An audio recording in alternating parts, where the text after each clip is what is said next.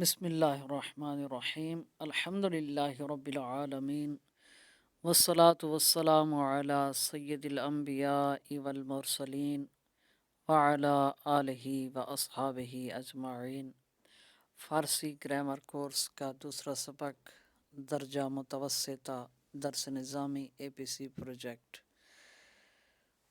تو پچھلے سبق میں آپ کو بتایا گیا تھا کہ نظم جو ہے اس میں سے تین اشعار آپ نے یاد کرنے ہیں۔ تو آج کا جو 3 اشعار ہیں ان میں سب سے پہلا شعر امر اور نہج کے بارے میں ہے۔ شعر اس طرح سے ہے کہ امر کیا ہے چاہنا ایک کام کا، منع کرنا نہج ہے اے باصفا۔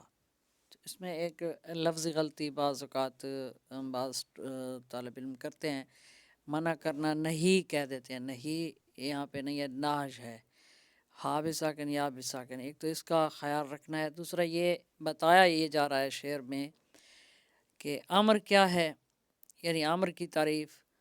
تو امر شاعر نے کہا کہ چاہنا ایک کام کا، یعنی کسی کام کی چاہت کرنا، کسی کام کا مقصود رکھنا، تو یہ امر ہے، اور کسی کام سے منع کرنا یہ نہج ہے۔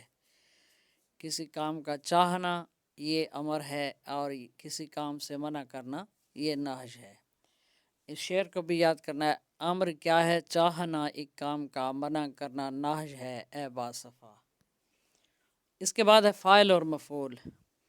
تو جو کرے ایک کام فاعل اس کو جان، فعل واقع جس پہ ہو مفعول مان، یعنی کام کرنے والے کو فاعل کہتے ہیں اور جس پر فعل واقع ہو اسے مفعول کہتے ہیں۔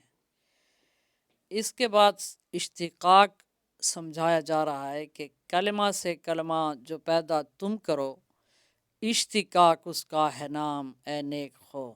نیک خو کا مطلب ہے نیک خصلت والا، نیک عادت والا، اچھی خصلت والا۔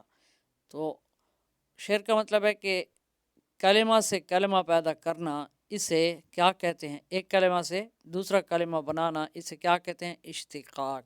تو یہ آپ کے 3 اشعار ہیں دوسرے سبق میں، انہیں آپ نے یاد کرنا ہے۔ السلام علیکم ورحمۃ اللہ وبرکاتہ۔